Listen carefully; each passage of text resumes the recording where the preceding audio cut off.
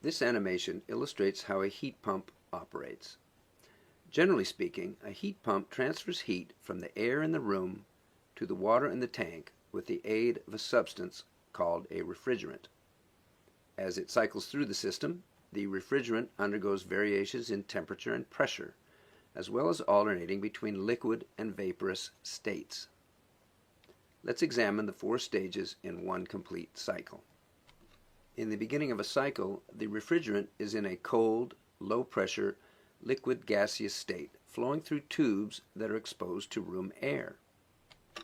It is colder than the room air, so the heat in the air moves to the refrigerant. This is because heat always wants to move from warmer things to cooler things.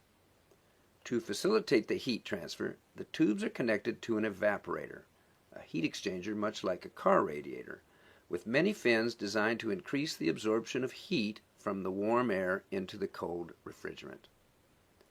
A fan amplifies the absorption by increasing the flow of room air over the evaporator.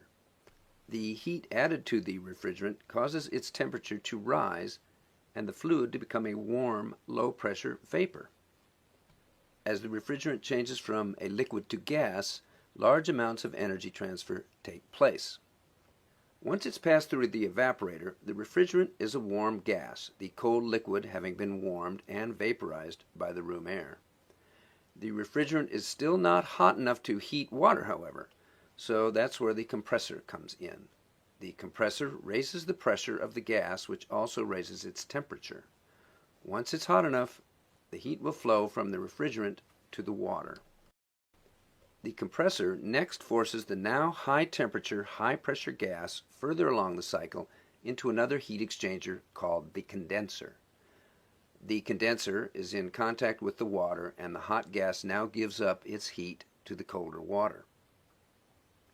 As heat leaves the gas refrigerant, it cools off below its condensation point and changes from a gaseous state to a high-pressure liquid state.